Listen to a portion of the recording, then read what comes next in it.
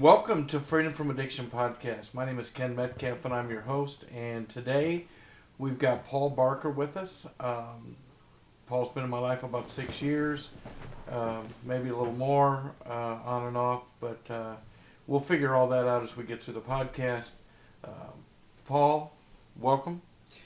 Thank you, Ken. Thanks for having me on your podcast. It truly is a blessing. And like you said, you and I have known each other since 2016. We've got an amazing relationship, and I value our relationship. And you've been a big part of my life since 2016 and helping me find freedom from addiction. You've played a big part in that, and we'll get into that soon, but I just wanted to put that out there. Awesome. Well, so this episode is designed around the concept that fits into a conversation we were having today, by the way, on the concept of what makes me fit to host a podcast, and just throwing it out there. Now we have about, I think we have 21 interviews already set up. That's part of the format we're going to do here is interviews. Paul's going to interview me today for the purpose of you understanding my background, how I found freedom from addiction, what my life led up to, and why Encounter Hope, who sponsors this, even exists. So that's kind of the goal of today's podcast. I look forward to it. I look forward to all of you joining us. We're going to try to drop episodes. We're going to start off and see how much energy I have. I work a full-time job, active in my church, and just going to really see if I can keep the pace of 2 episodes a week. I want to dump one on Mondays and one on Fridays. I think I've got enough lead time here to do that, but this is my first episode in podcasting ever. Paul, at least, was a guest on Real Hope Podcast, which is produced by Isaiah House Treatment Center. I wanted to mention that real early because Real Hope and Encounter Hope and all sound alike. So if either one of us get tongue-tied, understand that we're not a competitor of theirs. We're not here to compete with them and see who's the greatest. We want to lift them up because what they are doing as well is lifting up the name of Jesus and how he is the one that sets us free. And it's really important that you understand from the beginning that the center of this podcast is Christ. And without him, I can say for me and I can say for Paul, I'm sure he agrees that without Christ, neither one of us would be sitting here in front of you talking about finding freedom from addiction. We might be talking about finding how deep you can go into addiction. But with him, we found freedom. So right now I'm going to turn it over to Paul. I'm going to let him lead this the rest of the way, and let's turn it over to you, Paul. All right. So, I work for Isaiah House. They have a podcast, Real Hope podcast. It's amazing. You guys check it out. I'm on one of their episodes. It was a blessing to be on that. It's a blessing to be sitting here with Ken, doing a podcast with him. First, I'd just like to say, a short answer, because I know how this was, this vision was birthed, but what kind of led up in your short answers to, how Encounter Hope and things came about, your vision or your dream of it? Well, it came about in a really sad way, and there was a young man that went to our church that struggled with life, in general, and he'd really get in and he'd be okay, and then he would find a deeper bottom to that pit that was his life in general. And one night he came to church, and so let me not freak everybody out here, but demons are real, and whether you like it or not, that's a part of the world we live in, and we can call them whatever they want, whatever makes you feel better. But he was demonically oppressed, and to make it a short answer, a few of us that loved him went and prayed for him for 2 hours, and he seemed to have found relief. And he left church that night and went home and hung himself.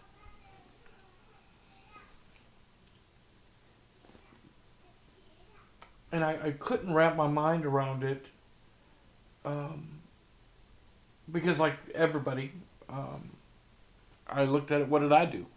Where did I fail? But in my working my way through his death, I came to the realization that the one thing this world is lacking, especially with those who suffer from addiction, is hope. Recovery, you go to rehab and they tell you that you're in recovery, and guess what? You're going to be in recovery for the rest of your life. Keep going to meetings, keep following the 12 steps, keep following the big blue book. And I'm not against any of that, by the way. Don't get this as me saying that I have a way that's not recovery. If you're sick, you're going to recover. But once you've recovered, you're not sick anymore.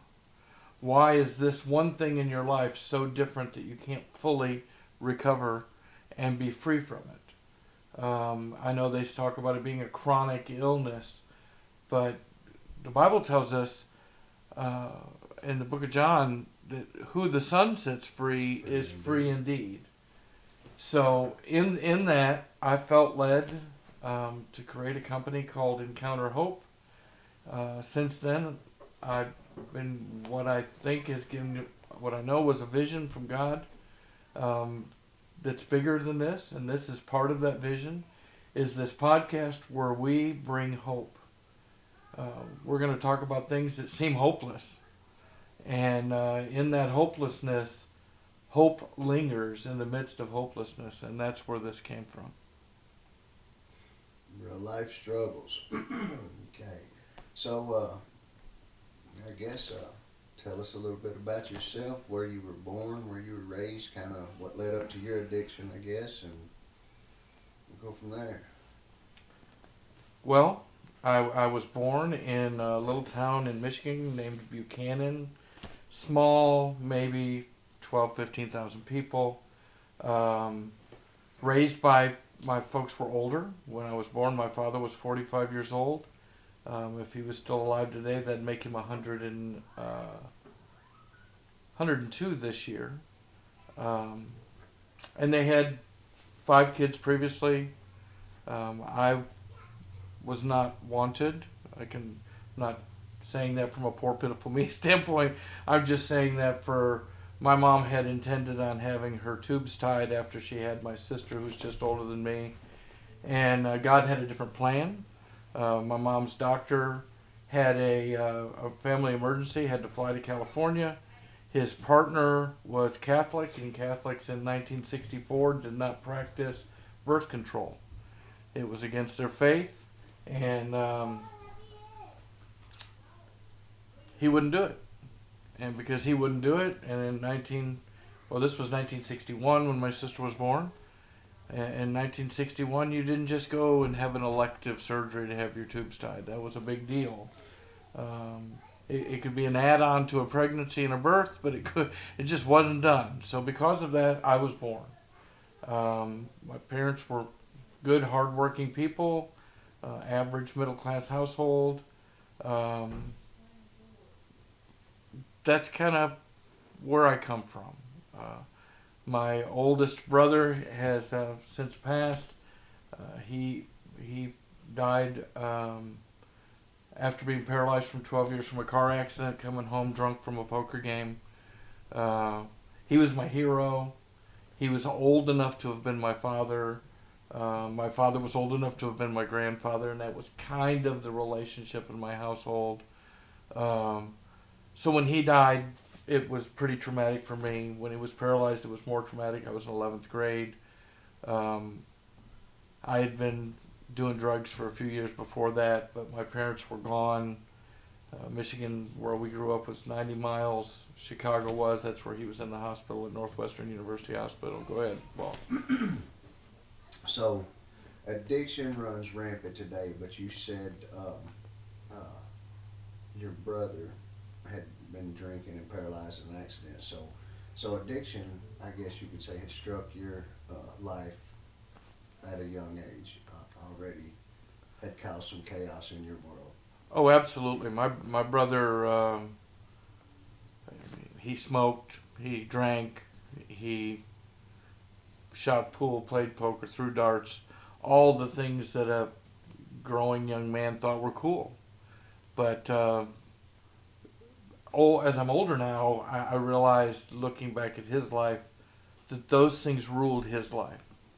I don't want to beseech or do something wrong to my older passed away brother's name. I won't name him that he was an addict, but I can tell you that drug and alcohol use were a regular part of his life. And just to make it clear, you don't have to be living in the sewers, homeless, shooting up 24 hours a day to be an addict.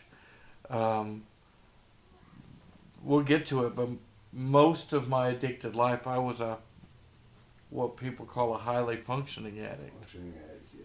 And my brother, I think, was a functioning addict as well.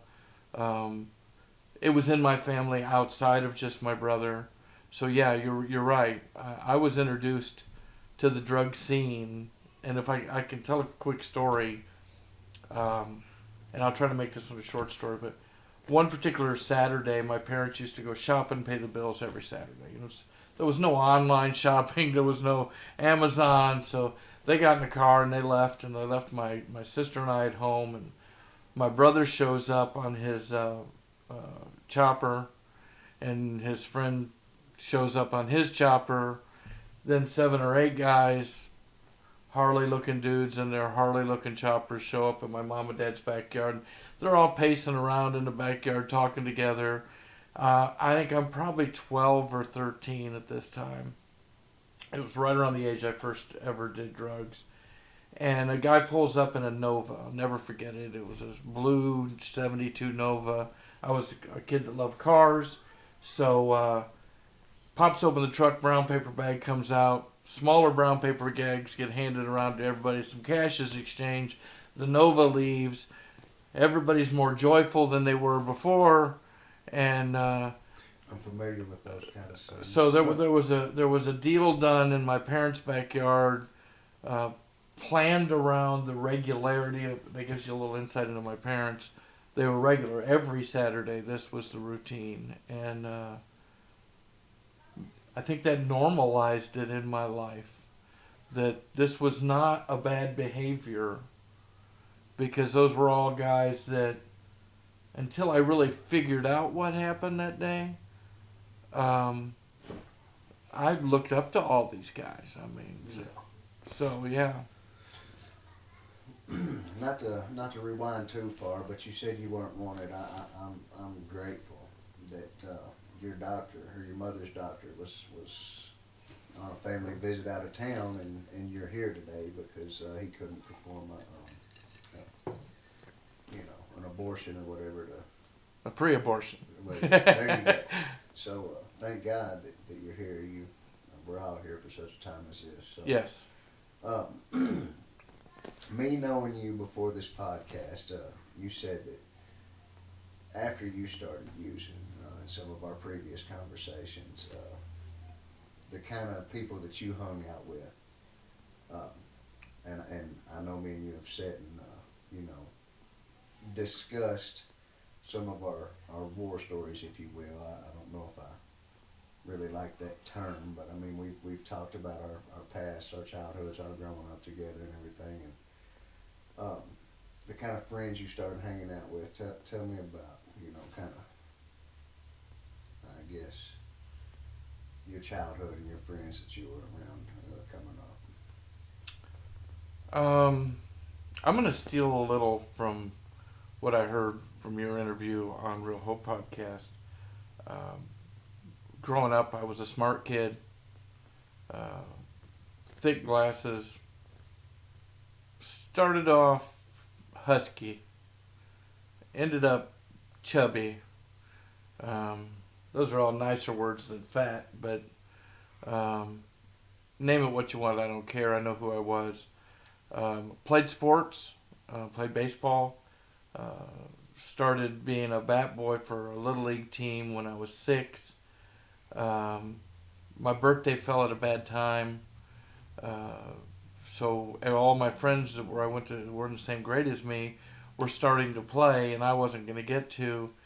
And the guy that I was a bat boy for changed the date on my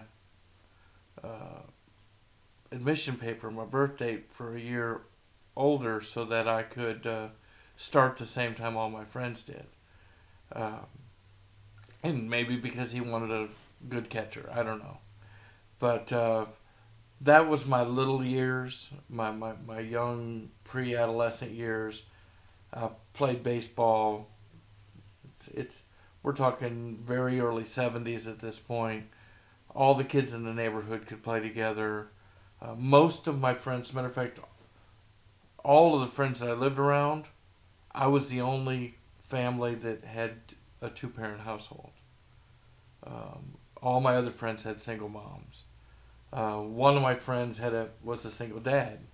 His mom had run off and left him and his dad. So that was kind of interesting. And my mother was very strict.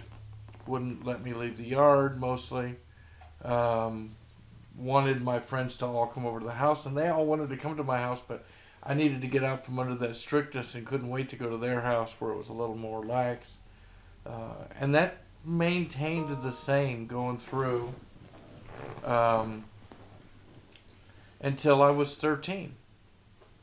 And when I was 13, one of my buddies, we were at his house, and he had an older brother, and he got a joint from his older brother, and we sat in his upstairs bedroom. I can remember vividly to today. There was some thick shag carpeting on the floor. We had the window open, and we smoked it. It was all right. I'd smoked cigarettes before then, stolen them from my parents who smoked. But it wasn't a big deal until the second time. And we all went up to the high school and snuck into the announcement booth, which this tells you how stupid kids are. We just had a foot of snow. It was a snow day. Nobody was home. We walked to the high school. We trod through the fresh white snow. One set of tracks going into the announcer's booth. We went up there. It took us a candle. Sat there and got high, and it was all over but the crying at that point. It owned me. I didn't know it at the time, but I liked it good. Okay. All right, so that's kind of how it started with you. You seen it in your older brother, your buddy seen it in his older brother. You guys kind of found something you liked, and I'd say your story, a lot like mine, it kind of had its hooks in you then. Right. Tell me about how it progressed, I guess, like what it led up to, how and why. Well, it kind of was a slower process. I always smoked somebody else's stuff for a time, and it's a long time ago. I can't remember exactly how long that time was, but until somebody finally said, "Man, you're going to have to get your own if you're going to smoke this." When you're 13, 14 years old, you don't really have a job.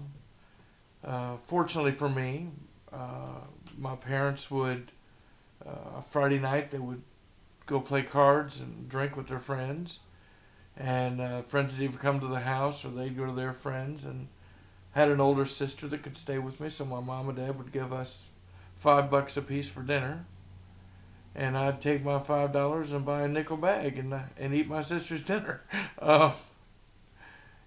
That's where it started, and it progressed because other things were available, and if that was okay, then the next thing came along. And I tried drinking. I was a terrible drinker. I drank, I got drunk, I passed out. That's not really fun, and then I felt bad. I could smoke weed and stay with the best of them. Then speed came along, and somebody told me that if you took a couple of these, you could drink more and not get drunk. And I found that if you took a few of them, you could drink even more and not get drunk. And then LSD came along, and that's kind of the story of my addiction. Is I never reached out for the next good thing. The next good thing just kind of found me, and I really it was kind of like phases. There was this straight line in my life that was marijuana. It started here. It didn't stop till that was the last thing I quit doing. Other things would pop in and be a phase. LSD was a phase for a period until I had a really, really bad trip. Emotionally, it was a bad trip. Days after it was a bad trip. And it became one of those things that didn't make sense. I got introduced to cocaine, and cocaine made me grit my teeth, and gritting my teeth made me a headache. And I'm like, well, the cost-benefit ratio, this doesn't work out for me, until a buddy of mine that I worked with said, hey, have you ever tried shooting this stuff? And I hadn't, and was always kind of afraid, because at that time period, that was what the TV, the movie world produced as the underbelly of drugs, was people shooting up. And he goes, no, it ain't like that. And he's right. Fortunately, he moved away. And that had a chance to take me in really bad places, Paul.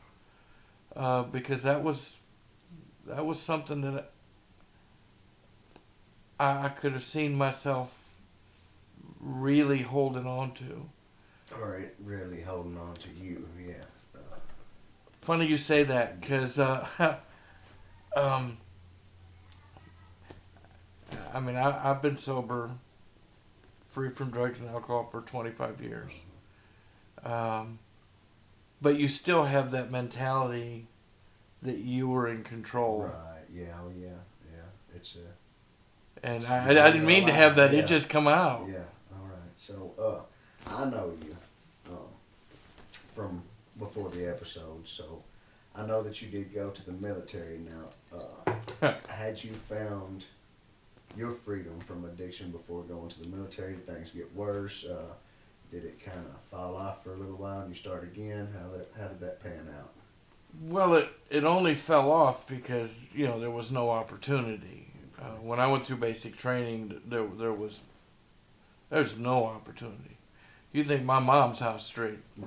Basic training was strict. And think about this. When I went to basic training, I was 5'8", 192 pounds.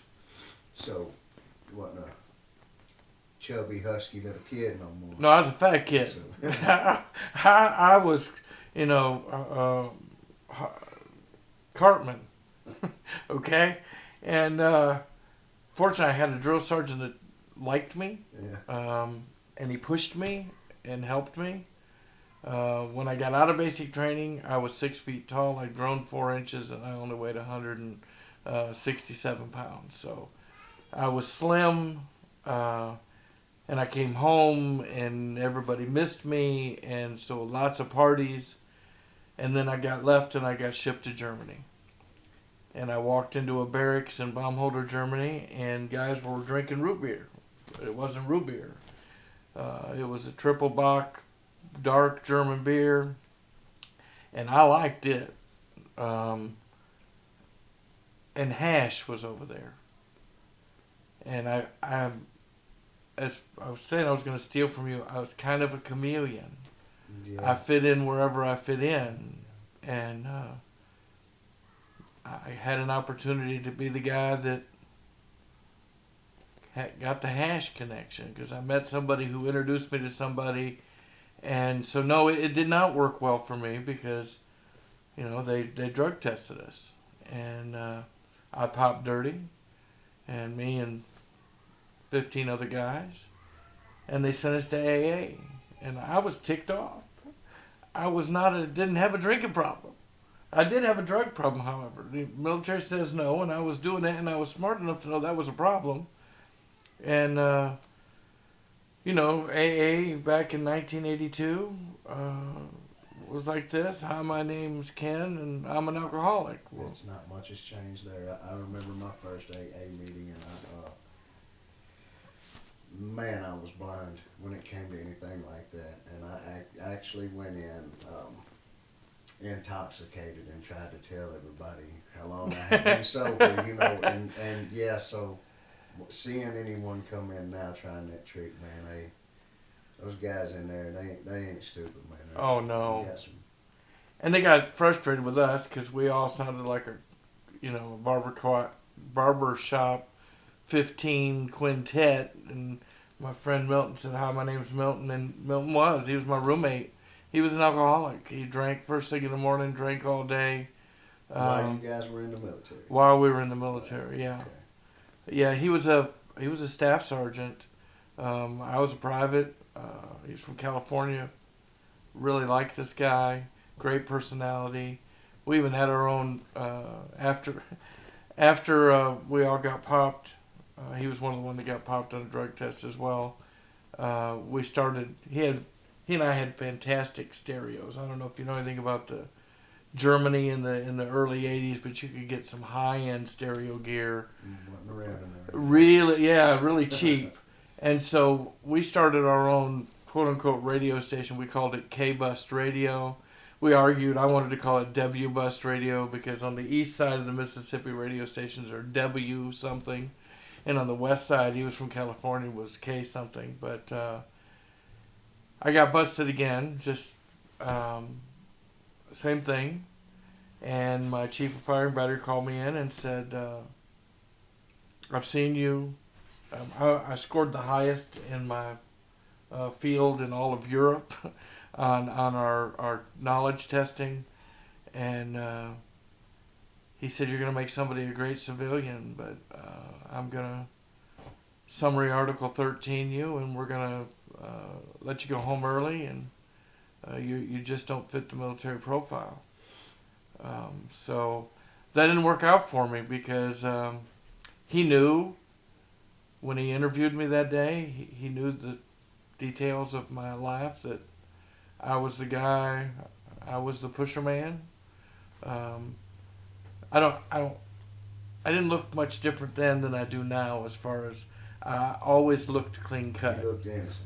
Yeah, you and that guy. I was not that guy, except for I was that guy. Right. And I still, for all you out there that are thinking, yeah, right. I've been married to my wife 22 years. Her sister still likes to believe that I only smoked a little pot.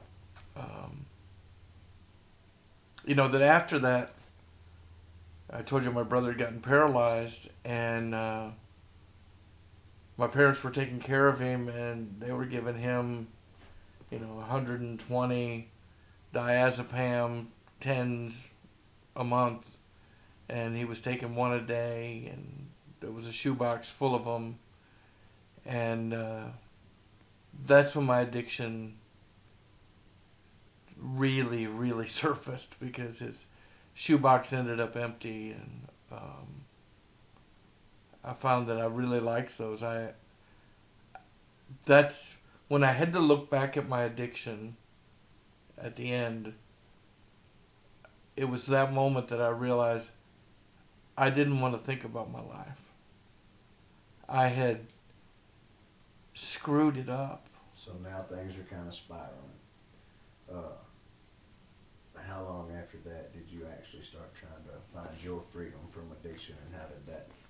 What did that look like for you? You mentioned an AA meeting while in the military. However, that was you being pushed into the. When did you willingly decide something's got to change? Well, that was probably,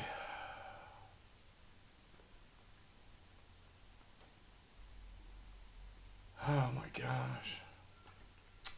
That was probably early 1990s. Late 80s, early 90s when I got into doing the Valium, um, Dilaudid. My brother was a traveling medicine cabinet. That got me started when the family found out because, oops, we don't, these are all empty bottles. They kind of shunned me, and so I just didn't come around. I started getting it off the street for years, and then when we say I was a functioning addict, my level of functioning was I'd go to work and get a job, and I'd stay 2 or 3 months and So lay out. is that when your addiction, because that's what addiction does, it'll drive a wedge between you, your loved ones, and everything that means anything to you. Is that when addiction started driving a wedge between you and your family? Yes, that's when it really did. I had wrecked my sister's truck. Didn't know I wrecked her truck. Been there. Brought it home, put it in the driveway. Don't know what happened. No, and I didn't know what happened. I just knew the bumper was wrapped around the other side of the truck. It wasn't where it was supposed to be, and the whole side of the bed was wiped out. And she happened to work for the county, and there was a sheriff's report of somebody fleeing the scene, and You match the description. very well might have. Yeah. Can't understand why. So that continued for several years. My dad never said anything. He just never said anything, negative or positive. Never shunned me, but never. Sorry, there was something. My mom always pretended everything was okay. I'd stolen from her, stolen from my sister. I'd done all the things that. You do in addiction. Yeah. And then I had a brief period of. I met my ex-wife in a bar. Yeah, best place to meet your ex-wife. I can relate to a lot of your story. And I continued smoking pot. I had given up most everything else. When I say given up, meaning it was not a regular part of my life. But if somebody offered, we're partying and hey, look what I got. You want to do some of this? I was always, I mean, you could have nicknamed me down for that because that was my life for those next 6 years until our marriage hit a spot where we split up. We split up. She left me. We were living in Indianapolis. We had a house in Florida where we lived. I'd taken a job in Indianapolis. And I came home from work. And she was gone. 3-story house, empty. One piece of furniture, which was a couch that took me and 12 men to get through a doorway. And she didn't have 12 men to move it for her, so it stayed. My golf bag was gone. She left my golf clubs. My stereo was gone, but my albums were all over the floor. I mean, needless to say, she left in an angry sense. Then I turned to alcohol then. I wanted to be If I wasn't working, I was drunk.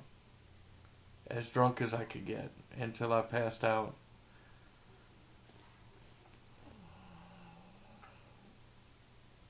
I had a stepson. My daughter was 3. And that lasted a couple of years. When I came back, I got a job back in Orlando. Tried to be a dad. Still smoking dope. Still drinking. Tried to keep it all under control. And a friend of mine that I worked with, a great guy, his name's Mark Peters, changed my life. He was my manager at work, and he'd given me a great opportunity to change my life from a guy who hung pipe all the time to a guy who told people what to do. And he said, you need God. And Now, had you already tried to find your freedom from addiction no, before this? Or is this I had tried to quit. I didn't believe there was a freedom. I believe I was in control. This was all me. I was making bad choices.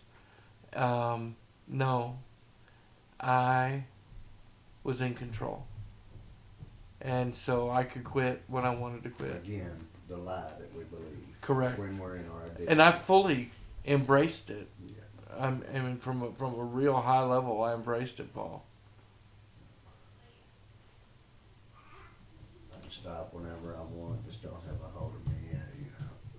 Right. Everybody else is lying.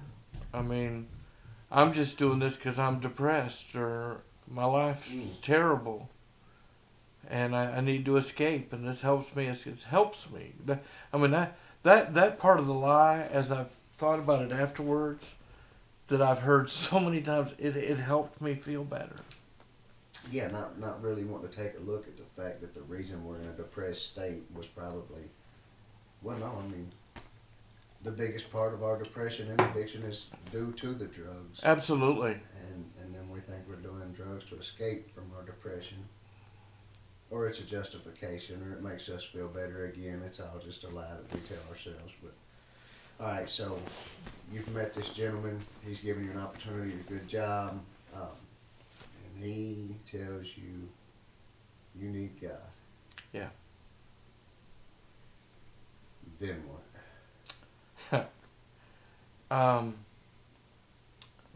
Then I get invited to a little church. Average age there, 60. Yeah.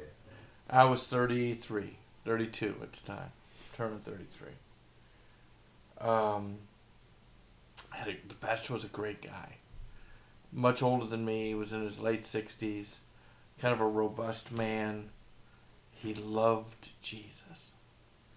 I mean, all the years I knew him, he never invited a single person to church. He would ask him, do you know my Jesus?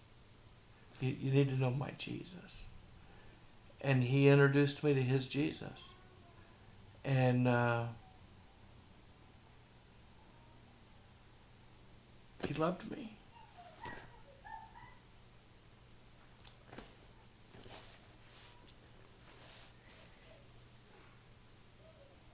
I did a lot of bad things.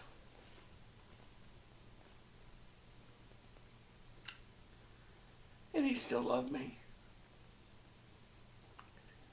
And because of that... Because he first loved us, man. I met this Jesus. Woo! I know this Jesus you speak of. But this is so funny. Because of that, I decided I was going to get saved. So I made an appointment. And I want to tell this story because this is exactly who God is. I made an appointment with my pastor to get saved on a Wednesday. Instead of doing it when you felt the...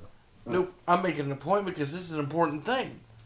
Called the pastor, I need to come and see you. I need some time with you. I want to get saved. Pastor said, okay. You think God knew the thoughts in your hearts, and you may have been saved when you made the decision to get saved, just didn't know it yet. Just out of curiosity. I've given that a lot of thought. Yeah. And I certainly think what you said, I'd heard from him. He was drawing me intently. And I'd already made the belief standpoint. The Bible tells us that you have to confess with your mouth and believe in your heart that Christ is the Lord. Okay? So I'd already done the believing part, but I hadn't done the confessing part. So this little crippled preacher comes to do a 3-day Sunday, Monday, Tuesday revival. And it's Tuesday night, the revival's almost over. I've been there every night. I'm sitting in my seat. Church is over, and he's doing an altar call. And I'm getting saved tomorrow. God tells this preacher, he was singing the song, Come As You Are. He tells this preacher. So it wasn't on Ken's appointed time, but it was on God's appointed time. You just couldn't. And I know there's no right and wrong answer here. It's just the way we perceive it. But you know. Well, that's what I said. This whole story is about who God is. God's got a plan. But he allows us to have a plan. The Bible says we plan our ways, but he orders our steps. Come on. So he told this preacher, don't stop singing because there's a man that tonight is his night. And I believe firmly today that God was showing me on the very first day, I'm in charge here. You need to understand that I am in charge here. And so the preacher obeyed. And it's a 3-verse song, and he's well into the 7th verse of the song. When I finally let go of that altar and found myself in the aisle, and then let go of that pew and found myself in the aisle, and then found myself at the altar.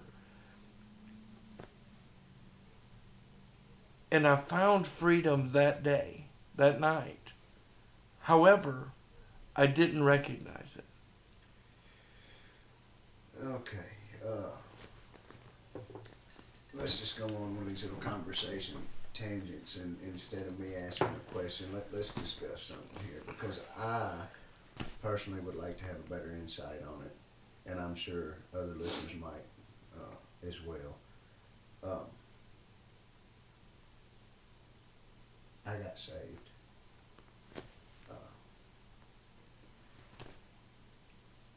I did not come up better, healed, everything's done type thing, if it makes any sense. What would make sense? The flesh was still there. I really don't know how to put this outside of, I'm a Christian man now. I went down, I invited Jesus into my heart. I'm going to start serving him. I want to live for him. Paul still wanted the same things that he wanted before he went and asked Jesus into his heart. Me. I asked Jesus into my heart. I still had lustful thoughts, lustful desires. My flesh, I guess what I'm trying to say is I wasn't delivered from my flesh. It was still there. Well, it's funny you say that, because I woke up the next morning wanting to do what I do every morning when I first get up. I mean, now I first get up, I give me some coffee, I read my Bible. Yeah. Then when I got up, I fired up a joint first thing. And, I was still smoking dope while going to church. So I got up wanting to get high. But I didn't. Go ahead. Before we get too far, I do want to say this. I know that my God is capable of bringing someone to his altar, completely freeing them, healing them, and them coming up stone cold sober, not desiring to use anymore. That just wasn't kind of the way it worked for me. I just want to tell everybody out there, I'm in complete agreement with Paul. 100%. I've seen it. Amen. But that's not what I asked for. I didn't need freedom from addiction. I needed love. I needed him to love me. And that night, he loved me so much he interrupted my plan. Had loved you the whole time that much, you just weren't aware of it. Correct. Yeah.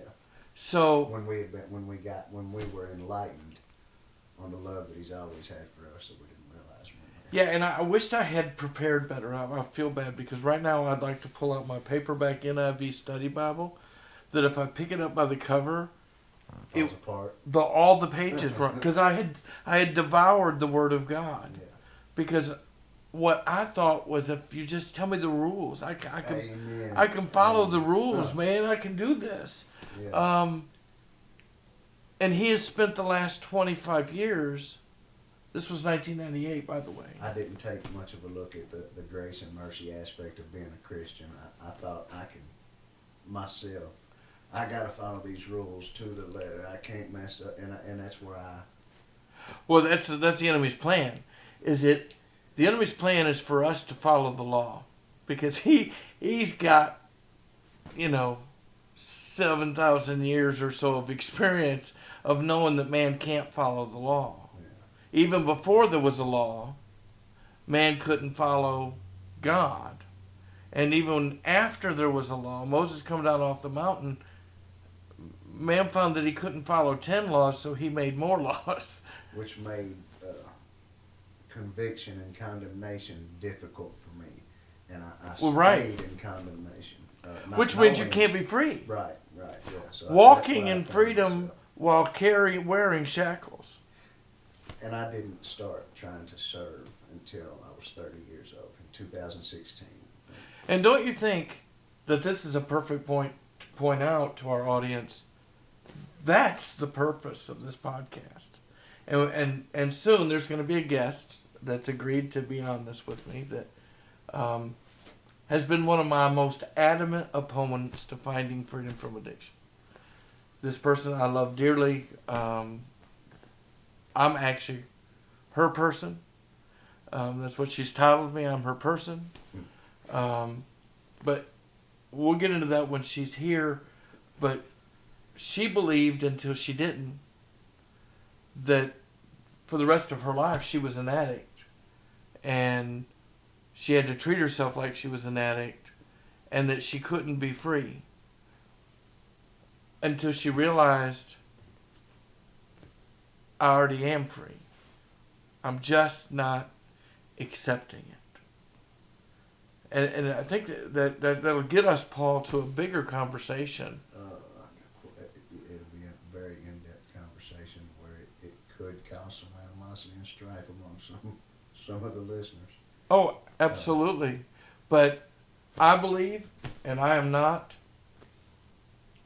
Paul knows this, I'm not against rehabilitation. I'm not against the 12-step method. I've taught it for 15 years. I'm not against AA or NA or Celebrate Recovery or rehab itself. What I'm against is followers of Christ choosing to stay in bondage. And it's followers of God have chosen bondage from the beginning. And this podcast for me, he freed me. There's many roads to freedom, I feel like. But the end goal is the same. That's correct. Personally. But every path, and that's why I brought him up in the beginning, is he said in his word that if I be lifted up, I'll draw all men unto me. And he said, I'll set you free. He would set us free. That's why we're here. That's why Paul's here. Paul's not here for any other reason than he found freedom. And God allowed me to be in his life when he found freedom. And God allowed me to be in his life to help me find freedom. And my God, the depth of this story is going to take more than one episode. Oh. But Ken, I met him in 2016 at the Ark of Mercy when I decided to get clean and sober. That's when I met Ken. Little did I know that eventually Ken would take my children under his roof to raise, because I found myself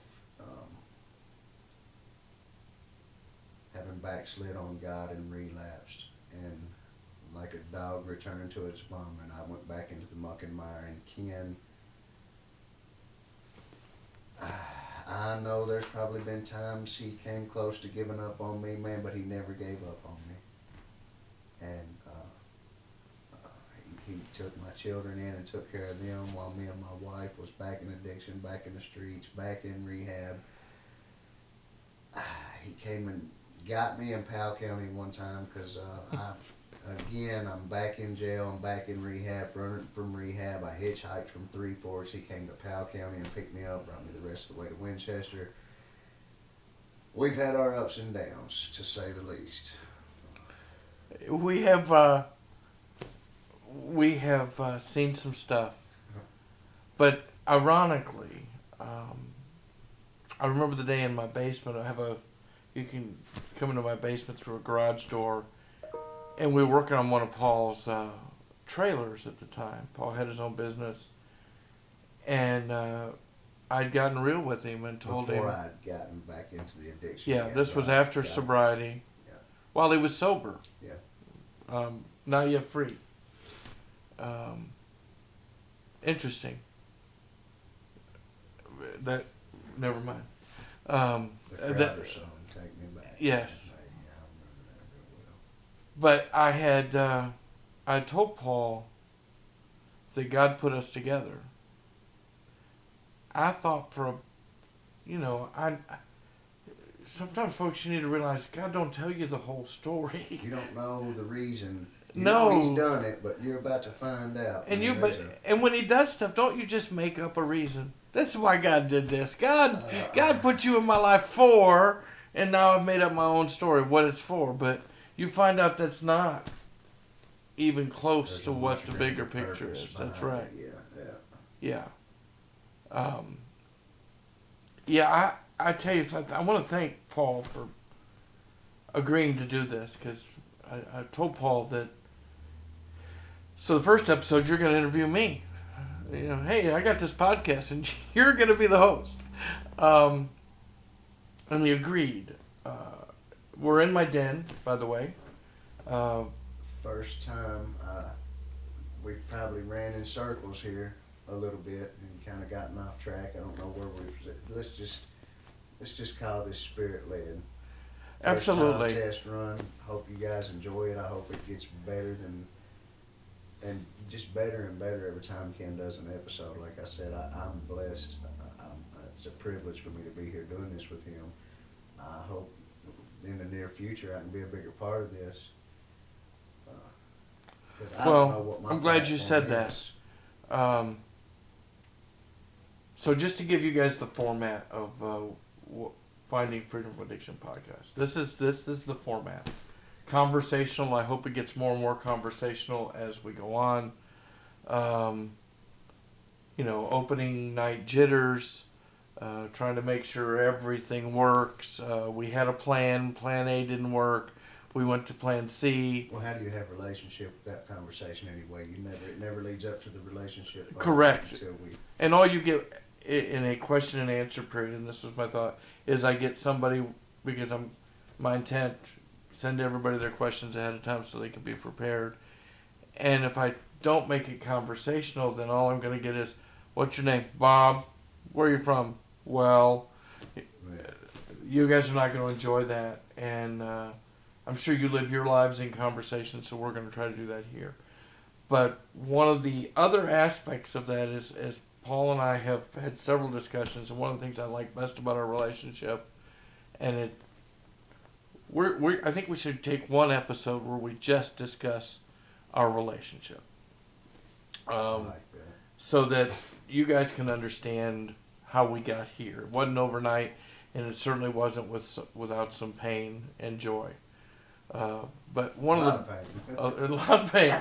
Yeah, there was a minute or two of pain. However, I do not regret a moment of it. Our relationship with Christ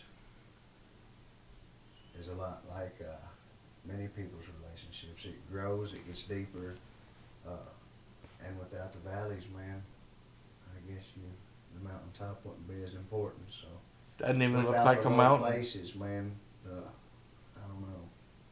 I can tell you, I was at. Struggles bring you closer, I guess. Oh yeah. It can't be always on top of the mountain experiences. And I went to Glacier Lake, Colorado once outside of Denver, 10,400 feet, where this beautiful lake was. At about 10,000, 1,100 or 800 feet, somewhere before 11,000 feet, because they had an 11,000 foot marker, everything quit. It went to white granite. There was no grass, no trees, no nothing. And I had climbed up from the lake to this spot to sit down because in the Bible, on several places, the Bible tells us, come up to the mountain. And I was going to be with God. And I was having me a closest I'll ever get to you, buddy, moment. And I looked around, and the view was great. But it was cold and harsh on top of the mountain. And when I walked back down to the valley, there was this beautiful lake that reflected the cloudless blue sky, and grass was lush. The valley's not as bad as you think. Things grow in the valley, and they die on top of the mountain. I was reminded when I was talking about this just now what you had told me, that strong men build good times. Mm-hmm. Good times make weak men. Valleys require strong men. Or they'll make you strong. Absolutely. So we're going to start with interviews. And we're going to mix in pick a topic. So any of you out there that have a topic about addiction that you're struggling with, that you'd like to hear more about, this is going to be on YouTube. It'll be on my Encounter Hope Facebook page. Look for it there. The YouTube page is Encounter Hope. There'll be links on the bottom of the posting so you can find it in the future.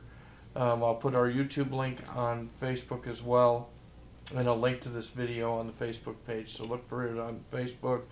It'll be on Spotify, iTunes in an audio version. It'll be on Anchor in a video podcast. So we're going to try to hit all the platforms out there that we can. So in the comments below, put questions, whatever you've got. And we're going to try to have some roundtables, some one-on-ones, some roundtable discussions where we discuss the things of addiction, the things of God, and let it just turn into, we're going to turn the camera on, let her roll, take your questions, moderate our way through it the best we can with drinking coffee and enjoying Jesus and you guys. So we're going to have that as well. And then we're going to have teaching.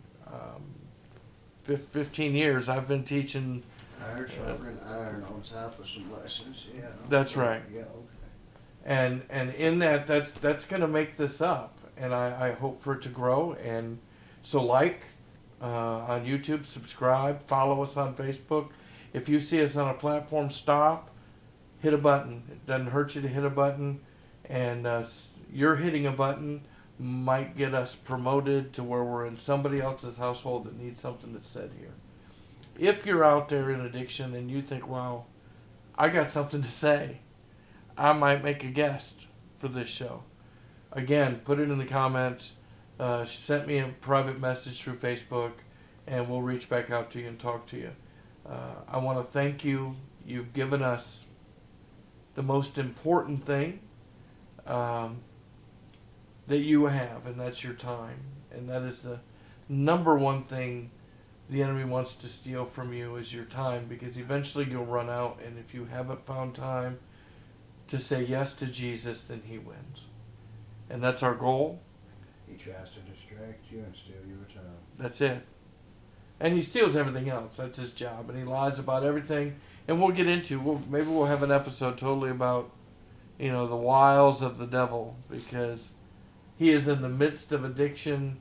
We could get into, the topic of pharmakia. which is the science of Witchcraft. pharmaceuticals, which is Messing witchcraft. potions, yeah. And my gosh, in today's day and age with the backyard pharmacist, it fits that definition perfectly. Revelation, man. So, a lot to be said, and I'm doing this. And just a quick personal, I'm doing this because he set me free. Without him, I would have destroyed worlds, and I destroyed enough along the way that I would like to be allowed to be used to help others find freedom. Right some of those wrongs. That's the way I kind of look at it. I've lived a life of destruction for a long time, and now I feel like God has given me an opportunity to try to help somebody else, and through this, I hope that many people get the opportunity to receive the help they need. Absolutely. And we hope that today you, in watching this, encountered hope, and that you find freedom from addiction. God bless you.